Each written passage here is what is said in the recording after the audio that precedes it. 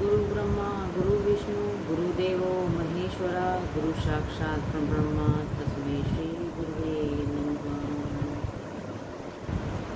आज आपको हम तृतीय स्कंद का आगे का भाग सुनाएंगे। श्री जगन्नाथ स्वामी सदा मेरे नेत्रों के सम्मुख रहे, हमेशा रथारूढ़ द्वारकानाथ के दर्शन करो। भगवान रथ में बैठकर जा रहे हैं।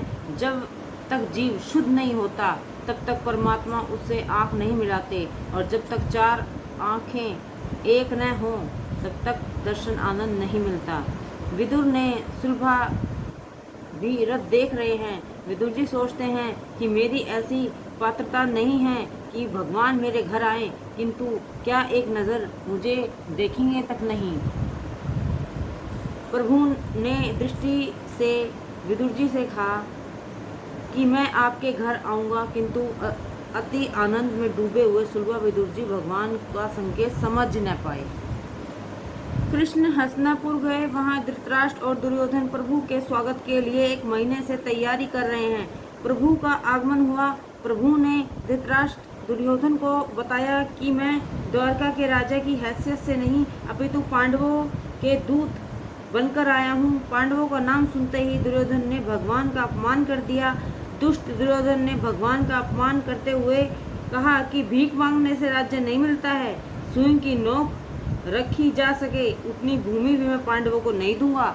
मैं युद्ध के लिए तैयार हूँ। उसने कृष्ण की एक नहीं मानी। संधि कराने के प्रयत्न में श्री कृष्ण सफल न हो सके।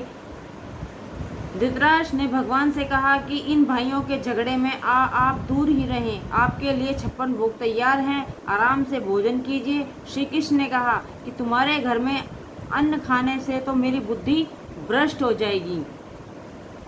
पापी के घर का अन्न खाने से किसी की भी व्यक्ति की जो बुद्धि होती है वो भ्रष्ट हो जाती है।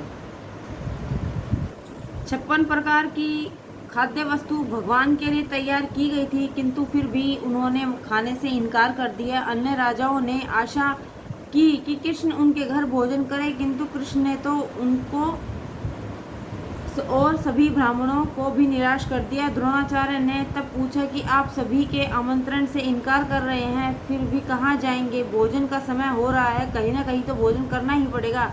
यदि दुर्योधन के यहाँ भोजन करने में आपको ऐतराज है तो आप मेरे घर चलिए। भगवान ने उनसे भी इनकार कर दिया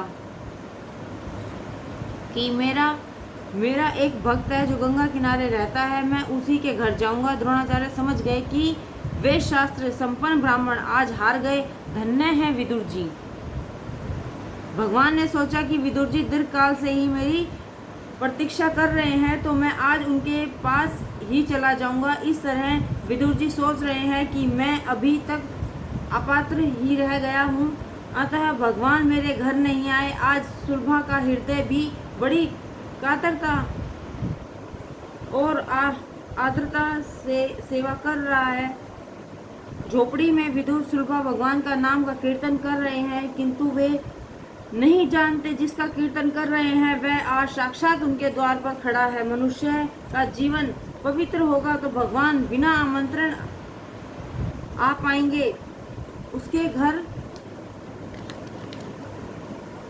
प्रभु खड़े थे। जो परमात्मा के लिए जीता है उसके घर परमात्मा स्वयं आते हैं। प्रेम में वशीभूत हो श्री कृष्ण का विदुर जी के घर आगमन।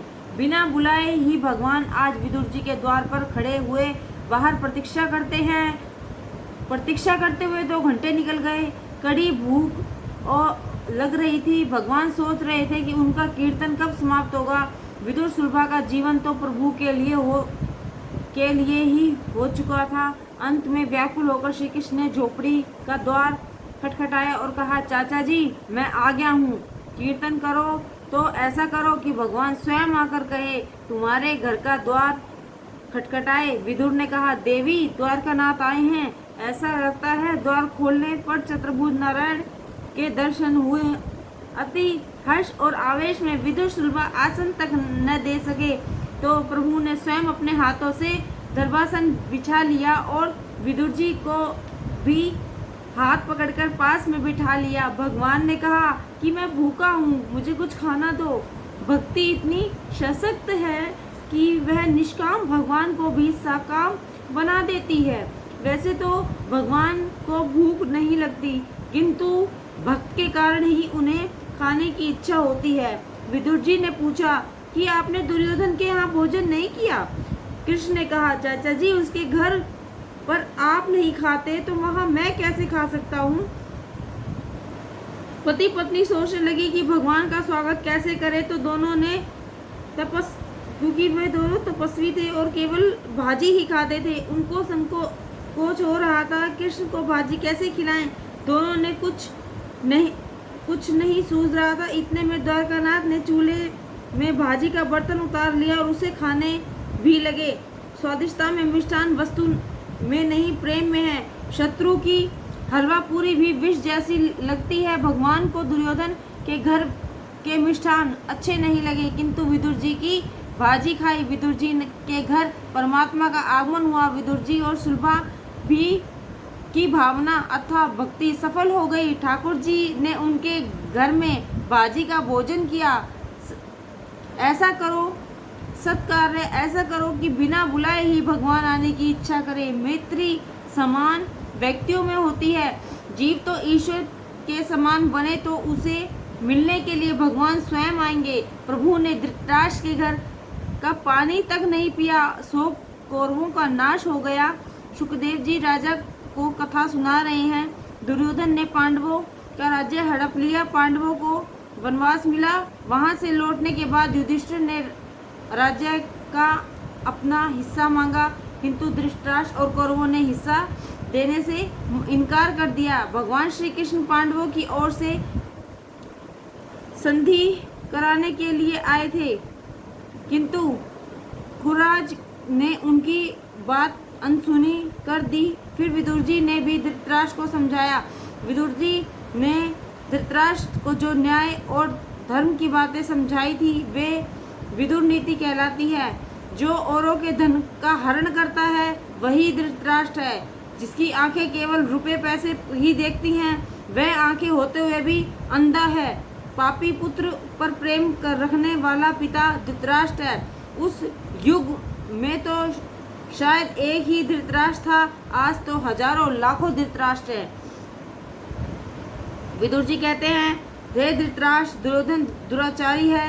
वह तेरे वंश का विनाश करने के लिए ही आया है। चोरी और व्यभिचार महापाप है और सभी पाप क्षम्य हैं से हो सकते हैं, किंतु ये दोनों पाप क्षम्य नहीं हो सकते। धृतराष्ट्र, दुर्योधन चोर है। प्रभु तो पांडवों को ही राज सिंहासन पर बिठाएंगे, ताकि प्रभु ने उन्हें अपनाया है। धर्मराज तुम्हारे अपराध को क्षमा करने को तैयार हैं। धर्मराज आजाद शत्रु है। भागवत ने 2 आजाद शत्रु बनाए हैं, एक तो धर्मराज युधिष्ठिर और दूसरे प्रहलाद जी। धृतराष्ट्र, तुम दुर्योधन का मोह छोड़ो, अन्यथा सारे कौरव कुल का विनाश होकर ही रहेगा। धृतराष्ट्र कहता है, भाई तेरी बात को सच्ची है, किंतु मेरे पास दुर्योधन के आते ही मेरा ज्ञान गायब हो जाता है। पाप का पिता है लोभ और माता है ममता। लोभ और ममता ही पाप को प्रेरणा देते हैं। दुर्योधन द्वारा विदुर जी का अपमान। सेवकों ने दुर्योधन को समाचार सुनाया कि विदुर चाचा आपके विरुद्ध बोल रहे थे। दुर्योधन आग बबूला हो गया और तुरंत ही उसने विदुर चाचा को सभा में बुलाकर उनका अपमान किया। यज्ञ से युधिष्ठिर से पूछा था कि हमेशा के लिए नरक में किसे रहना पड़ता है। युधिष्ठिर ने कहा था, आमंत्रित करके इच्छा पूर्वक दुर्बुद्धि से किसी का अपमान करने वाले को हमेशा के लिए नरक में रहना पड़ता है। दुर्योधन विदुर चाचा से कहते हैं, तुम दासी पुत्र हो, मेरा अन्न खाकर मेरी ही निंदा करते हो, मेरे ही विरुद्ध काम करते हो। विदुर जी तो धीर गंभीर थे कि निंदा को सहन कर लेते थे। सभा में निंदा से विचलित न होकर उसे सह ले। वह संत है, समर्थ होते हुए भी जो सहे वह संत है, वह भगवान का अवतार है। जैसे तो विदुर जी में इतनी तो शक्ति थी कि एक ही दृष्टिपात से दुर्योधन को जलाकर भस्मीभूत कर देते, किंतु विदुर जी ने अपनी इस शक्ति का उपयोग नहीं किया। भगवान बड़े दुख से कहते हैं कि मानव कल्याण के लिए मनुष्य अवतार लेकर मैं इस धरती पर आया था, फिर भी लोगों ने मेरी निंदा की। विदुर जी भी अपमान में प्रभु की कृपा का ही अनुभव करते हैं। विदुर जी ने सोचा कि दुर्योधन मेरी निंदा नहीं कर रहा है, अपितु उसके अंदर बसे हुए नारायण मुझे कौरवों के कुसुम छोड़ने का आदेश दे रहे हैं। कौरवों का कुसुम छोड़ने की यह प्रभु प्रेरणा है। विदुर जी का तीर्थाटन। विदुर जी तीर्थ यात्रा के लिए चल पड़े। धृतराष्ट्र द्वारा भेजा गया धन उन्होंने लौटा दिया। आवश्यकताएं कम करते जाओगे तो पाप भी करते रहेंगे और जरूरत बढ़ाओगे तो पाप भी बढ़ते ही रहेंगे। पर्याप्त स्थिति में से असंतोष का अनुभव ही मनुष्य को पाप करने की प्रेरणा देता है। इसलिए तो कहते हैं कि पाप का पिता असंतोष और लोभ है। जो पाप नहीं करता वह पुण्य ही करता है। यात्रा का अर्थ है याति। इंद्रियों को प्रतिकूल विषयों से हटाकर अनुकूल विषयों में लगा देना ही यात्रा है। तीर्थ यात्रा उसी की सफल होती है जो तीर्थ स्थान जैसा ही पवित्र होकर वहां से लौटता है। केवल यात्रा करने से ही पुण्य नहीं हो जाता। कई बार तो मनुष्य यात्रा करते करते पाप की गठरी भी बांधकर आता है। यात्रा विधि पूर्वक करनी चाहिए। विधि पूर्वक यात्रा करने से पुण्य प्राप्त होता है। यात्रा करने के लिए निकलने से पहले प्रतिज्ञा करनी चाहिए कि मैं अब ब्रह्मचर्य का पालन करूंगा, कभी क्रोध नहीं करूंगा, असत्य नहीं बोलूंगा, व्यर्थ भाषण नहीं करूंगा। ऐसी प्रतिज्ञा करने के पश्चात ही यात्रा का आरंभ किया जाना चाहिए। तीर्थ यात्रा में विधि पूर्वक स्नान करना चाहिए। वहाँ कुल्ले करना और साबुन लगाकर नहीं नहाना चाहिए। महाप्रभु जी दुख से कहते हैं कि अतिशय विलासी और पापी लोग तीर्थ स्थान की ओर जाने लगे और वहाँ रहने भी लगे। वहीं यही कारण है कि तीर्थ स्थानों की महिमा लुप्त होने लगी। जब विदुर जी यात्रा करने गए, साथ में क्या ले गए थे? कुछ नहीं, केवल कौरवों का पुण्य ही साथ ले गए थे। कौरवों का पुण्य साथ ले गए क्योंकि उन्होंने विदुर जी का अपमान किया था, निंदा की थी। तुम्हारी कोई निंदा करे, अपमान करे, तुम उसे सह लोगे तो तुम्हारा पाप उस निंदक के पास जाएगा और उसका पुण्य तुम्हें मिलेगा। विदुर जी प्रत्येक तीर्थ में अनशन करते थे और विधि पूर्वक स्नान करते थे। यात्रा किस प्रकार की जाए, इस विषय में विदुर जी कहते हैं, पृथ्वी पर वे अद्भुत वेश में परिभ्रमण करते थे जिससे स्नेही संबंधी उन्हें पहचान न सके। शरीर का श्रृंगार भी न करते थे। वे अल्पमात्र में बिल्कुल पवित्र भोजन करते थे। शुद्ध वृत्ति से जीवन निर्वाह करते थे। प्रत्येक तीर्थ का स्नान करते भूमि पर ही शयन करते और भगवान जिनसे प्रसन्न हो ऐसे व्रत करते थे।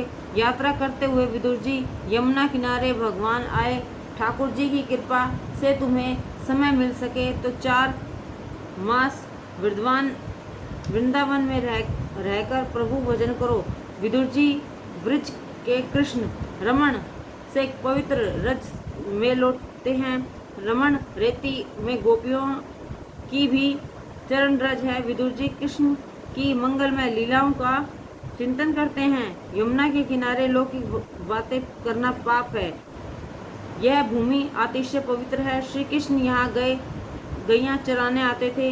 ब्रज की लीला नित्य है। भागवत के प्रमुख टीकाकर श्रीधर स्वामी ने कहा है कि भगवान का नाम लीला स्वरूप धाम परिकर नित्य है। आज भी भगवान श्री कृष्ण व्रज में प्रतिदिन लीला करते हैं। भगवान कहते हैं कि जगत में किसी भी स्त्री पुरुष जड़ चेतन वस्तु में आनंद नहीं है। तुम मेरे पास आओ, मैं ही आनंद स्वरूप हूँ। श्री कृष्ण आनंद स्वरूप हैं। श्री कृष्ण ही आनंद स्वरूप है। विदुर जी ने अनुभव किया कि श्री कृष्ण गायों को लेकर यमुना के किनारे आए हैं। वह कदम का वृक्ष है। वैष्णव इसे टेर कदम कहते हैं। कदम पर झूलते हुए श्री कृष्ण बंसी बजाते हैं और अपनी प्यारी गायों को बुलाते हैं कि वह गंगी हैं, गोदावरी आओ। विदुर जी को ऐसी भावना थी कि वे लीला को प्रत्यक्ष देखूं, अतः उन्हें यह सब अनुभव हुआ। गायों के बीच खड़े हुए गोपाल कृष्ण का ध्यान करो। ऐसे कृष्ण का ध्यान करने से तन्मयता शीघ्र प्राप्त होती है। उद्धव जी ने भगवत धर्म का उपदेश मिला, फिर भी उनका मन शांत न हो सका। वह भगवान से कहते हैं कि मैं अकेला कैसे जा सकता हूँ, हम दोनों साथ ही जाएंगे। मात्र निर्गुण ब्रह्म का ज्ञान कुछ अधिक उपयोगी नहीं हो सकता। सगुण ब्रह्म का सहारा लेकर ही निर्गुण ब्रह्म का पहचान है। श्री कृष्ण ने उद्धव से कहा कि मैं क्षेत्ररज रूप से तेरे साथ ही हूँ, मैं तुझमें समाया हुआ हूँ। मेरा स्मरण करने पर उसी क्षण में उपस्थित हो जाऊंगा। तो उद्धव जी ने प्रार्थना की कि बिना किसी आधार के भावना नहीं कर सकता, मुझे कुछ उधार दीजिए। तब श्री कृष्ण ने उसे अपनी चरण पादुका दी। उद्धव ने मान लिया कि अब द्वारकानाथ मेरे साथ ही हैं। तब मैं अनाथ नहीं सनाथ हूँ, ये पादुकाएं नहीं, प्रत्यक्ष प्रभु मेरे साथ हैं। उद्धव जी ने प्रभु के प्रति प्रेम इतना प्रांगण था कि भगवान की पादुका में भी प्रभु के ही दर्शन करते थे। उन्होंने अपने मस्तक पर पादुकाएं रख ली। मस्तक बुद्धि प्रधान है, इस प्रकार प्रभु को बिठलाने से तुम्हारे मन में कोई विकार नहीं घुसेगा। सुखदेव जी कहते हैं, राजन, उद्धवदेव जी बद्रिकाश्रम जा रहे हैं। उनको मार्ग में यमुना जी और ब्रजभूमि के दर्शन हुए। मेरे ठाकुर जी की यही तो लीला है। तीर्थ स्थान में मात्र स्नान करने से मन पूरा शुद्ध हो ही जाता है। वहाँ बसे हुए किसी भजनानंदी संत का सत्संग करने से मन और अधिक शुद्ध होता है। उद्धव जी ने सोचा कि मैं यह कुछ दिन रहूँगा और किसी संत का, किसी वैष्णव का सत्संग करूँगा। वह निश्चय करते हैं कि कोई प्रभु का लाडला वैष्णव मिलेगा तभी मैं बोलूँगा, अन्यथा मैं मौन ही रहूँगा। उद्धव और विदुर जी की भेंट। वृंदावन में अनेक साधु आज भी श्री राधा कृष्ण की गुप्त लीलाओं का दर्शन करते हैं। यमुना किनारे रमणरेती में विदुर जी बैठे थे। दूर से उद्धव जी ने उन्हें देखकर सोचा कि लगता है कि कोई वैष्णव बैठा है और उसका हृदय कृष्ण प्रेम से भरा हुआ है। समीप जाने पर विदुर जी ने पहचान लिया कि ये मेहमान भगवत वक्ता विदुर जी हैं और उन्होंने विदुर जी को वंदन किया। उसी समय विदुर जी ने आंखें खोली और उद्धवदेव जी से कहा कि यह ठीक नहीं है कि आप मुझे वंदन करें। विदुर जी ने उद्धवदेव जी को प्रणाम किया। संतों का मिलन भी कैसे मधुर होता है। 4 मिले 64 खिले, 20 रहे कर जोड़। हरिजन से हरिजन मिले, 20 से 7 करोड़। 4 आँखें 64 दांत, 20 हाथ पैर की उंगलियाँ, 7 करोड़ 7 कोटि रोम शरीर में 7 करोड़ रोम रोंगटे होते हैं। हरिजन का अर्थ है हरि के लाडले। विदुर जी और उद्धवदेव जी का दिव्य सत्संग हुआ। मनुष्य सत्संग में जितना समय बिताता है उतना ही वह सही अर्थ में जिया है। संतों के मिलने में केवल परमात्मा की ही चर्चा होती है। संत से मिलने होने पर तुम अपनी लौकिक बातें मत करो। उद्धवदेव जी कहते हैं कि मुझे प्रभु ने प्रयास के भागवत धर्म उपदेश देकर बद्रिकाश्रम जाने की आज्ञा दी थी। उसके दर्शन से मुझे बहुत आनंद हुआ। विदुर जी कहते हैं, जिस भागवत धर्म का उपदेश आपको भगवान ने दिया था वह मैं सुनाना चाहता हूँ। मैं जातिहीन और कर्महीन हूँ, किंतु आप जैसे वैष्णव तो दया के सागर होते हैं। भगवान ने थोड़ी सी कृपा मुझ पर भी की थी। आप मेरी इच्छा पूर्ण करें। मैं अधर्म हूँ, फिर भी जो उपदेश आपको प्रभु ने दिया था उसे आपसे श्रवण करने की इच्छा रखता हूँ। आप कृपया मुझे सुनाइए। उद्धव जी कहते हैं कि आप साधारण मानव नहीं हैं। मनुष्य तक जीवन और नर्म नहीं हो जाता तब तक वह भगवान को यही नहीं भाता। जहाँ भी दृष्टि पहुँचे वहाँ श्री कृष्ण के दर्शन की भावना करोगे तभी धन्य भाव आएगा। उद्धवदेव जी द्वारा श्री कृष्ण लीला वर्णन। विदुर जी आपसे और तो क्या कहूँ। जब मुझे उपदेश दिया था तब मैत्री जी वहाँ बैठे थे। भगवान ने जब सदागमन किया उस समय उन्होंने वासुदेव, देवकी, रुक्मिणी, सत्यभामा आदि किसी को भी याद नहीं किया, किंतु आपको 3 बार याद किया था। वे मुझसे कहने लगे कि मुझे अपने विदुर की याद आ रही है, वह मुझे नहीं मिला। एक बार जो भाजी मैंने उसके घर खाई थी उसका स्वाद मैं अभी तक नहीं भूल पाया। वह भाजी मुझे आज भी याद आती है। भगवान जिसको अपने कहे और अपना माने उसका बेड़ा पार ही है। भगवान को वैसे तो कोई मनुष्य कहते हैं कि हम आपके हैं, किंतु वैसा कोई नहीं कह सकता कि मैं केवल आपका ही हूँ और धन्य किसी का नहीं हूँ। उद्धव जी कहते हैं आप बड़े बलशाली हैं। भगवान ने आपको 1 बार नहीं 3 बार याद किया था। उन्होंने यह भी कहा कि सभी को मैंने कुछ न कुछ दिया है, किंतु विदुर जी को मैं कुछ नहीं दे सका। इसलिए मैत्री जी को उन्होंने आज्ञा दी कि जब विदुर जी तुमसे मिलें तो उन्हें इस भागवत धर्म का ज्ञान देना। इस बात को सुनकर विदुर जी की आंखों में अश्रुधारा बह निकली। प्रेम से विहल होकर वे रो पड़े। परम भक्त उद्धव जी के मुख से भगवान के प्रशंसनीय कार्यों की बात तथा प्रभु के दर्शन अंतर्गत होने के समाचार सुनकर वह परम धाम जाते समय ही प्रभु ने मुझे याद किया। ऐसा जानकर उद्धव जी के चले जाने से विदुर जी प्रेम विल हो रोने लगे। उद्धव जी बद्रिका आश्रम गए और विदुर जी मैत्रेय ऋषि के आश्रम को जाने के लिए निकले। यमुना जी ने कृपा करके विदुर जी को भक्ति का दान दिया। यमुना जी ने 9 भक्ति दी। ज्ञान और वैराग्य के बिना भक्ति दृढ़ भी नहीं होती और सफल भी नहीं होती। ज्ञान और वैराग्य का दान गंगा जी करती हैं। विदुर जी का मैत्रेय ऋषि का आश्रम में आगमन। विदुर जी गंगा के किनारे मैत्रेय ऋषि के आश्रम में आए। गंगा जी की बड़ी महिमा है। विदुर जी ने गंगा जी से स्नान किया। गंगा जी के किनारे के वे पत्थर भाग्यशाली हैं, क्योंकि मैत्रेय ऋषि जैसों के चरणों का उन्हें स्पर्श लाभ होता रहा है।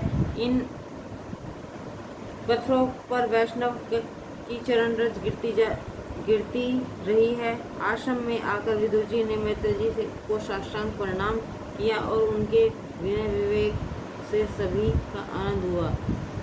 मांडल्य ऋषि की कथा। मैत्रेय ऋषि कहते हैं विदुर जी, मैं आपको पहचानता हूँ। आप साधारण व्यक्ति नहीं हो, आप तो धर्मराज के अवतार।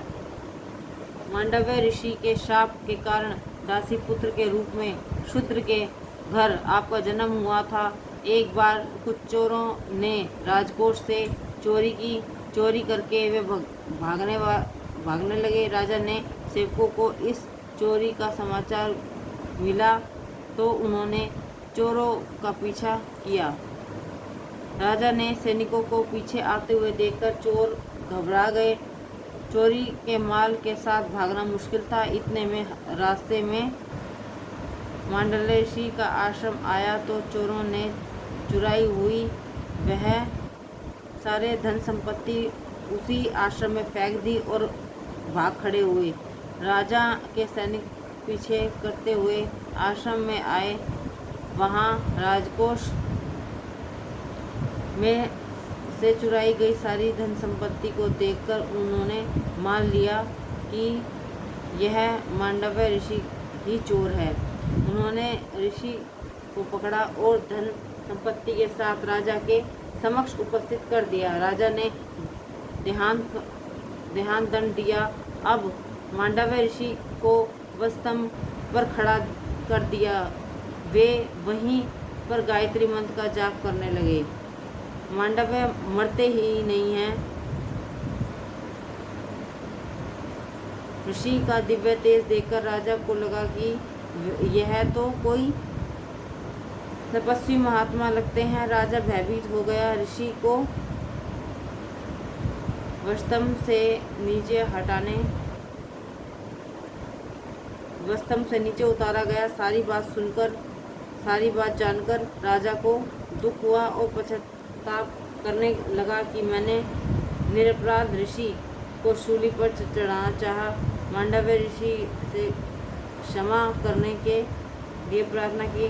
मांडव्य ऋषि कहते हैं, राजन तुम्हें तो मैं क्षमा कर दूंगा, पर यमराज से पूछूंगा कि मुझे ऐसा दंड क्यों दिया। मैंने कोई पाप नहीं किया, फिर भी मुझे ऐसा दंड क्यों दिया। मैं यमराज को क्षमा नहीं कर सकता। उसने पाप किया हो, उसे डर लगता है। पापी को यमराज दूर लगते हैं। पांडव कहते हैं मुझ निष्पाप को सजा क्यों। मैं उस न्यायाधीश यमराज को दंड दूंगा। अपने चरित्र पर कैसा अटल विश्वास। भारत खंड का एक पवित्र संत आज न्यायाधीश से ही ऊपर मांगने जा रहा है। यमराज की सभा में आकर ऋषि ने यमराज से पूछा कि जब मैंने कोई पाप ही नहीं किया तो मुझे सूली पर क्यों चढ़ाया गया। सूली पर लटकने की सज़ा मुझे मेरे कौन से पाप के लिए दी जा रही है। यमराज घबरा गए। उन्होंने सोचा कि यदि कहूँगा कि भूल हो गई तो मुनि अच्छा श्राप दे देंगे। अतः उन्होंने ऋषि से कहा कि जब आप 3 वर्ष के थे तो आपने एक तितली को काटा चुभाया था। उसी पाप का यह सज़ा दी गई है। जाने कि अनजाने जो भी पाप किया जाए उसका दंड भुगतान ही पड़ता है। भगवान पाप को नहीं स्वीकार करते। पुण्य के उपभोग की इच्छा न करे तो कोई बात नहीं है, किंतु पाप तो भोगना ही पड़ेगा। पुण्य कृष्ण अर्पण हो सकता है, पाप नहीं। पाप तो भोगना ही पड़ेगा, अन्यथा पाप का नाश नहीं हो सकता। लोग शाम को दुकान से घर लौटते समय मंदिर में जाते हैं और हाथ जोड़कर प्रार्थना करते हैं। सारा दिन में जो कुछ झूठ बोला हूँ, किसी को ठगा हुआ हूँ, जो कुछ भी कुकर्म किए होंगे वे सभी तुम्हें अर्पित करता हूँ। काया वाचा और मन से जो किया, जब अर्थात इनमें जो पुण्य किया जाए वह प्रभु को अर्पण करना है। पाप समर्पित हो सकता है, पुण्य समर्पित हो सकता है, पाप नहीं हो सकता। भगवान पाप नहीं लेते। मांडव्य ऋषि ने यमराज से कहा कि शास्त्र की आज्ञा है कि मेरे अज्ञान अवस्था में कोई भी मनुष्य कुछ पाप कर दे तो उसे स्वप्न में दंड दिया जाए। मैं बालक था, अतः अबोध था, इसलिए उस समय किए गए पाप की सज़ा तुम्हें मुझे स्वप्न में ही देनी चाहिए थी। तुमने मुझे अयोग्य प्रकार से दंड दिया है। अंत में मैं तुम्हें शाप देता हूँ कि तुम्हारा जन्म शूद्र योनि में होगा। इस प्रकार मांडव्य ऋषि के शाप के कारण यमराज को विदुर जी के रूप में दासी के घर में जन्म लेना पड़ा। देव से भूल होने पर उसे मनुष्य बनना पड़ता है, और मनुष्य भूल करे तो उसे 4 पग वाला पशु बनना पड़ता है। पापी मनुष्य बन जाता है। विदुर जी का प्रश्न और मैत्री जी द्वारा सृष्टि क्रम वर्णन। जय श्री कृष्ण।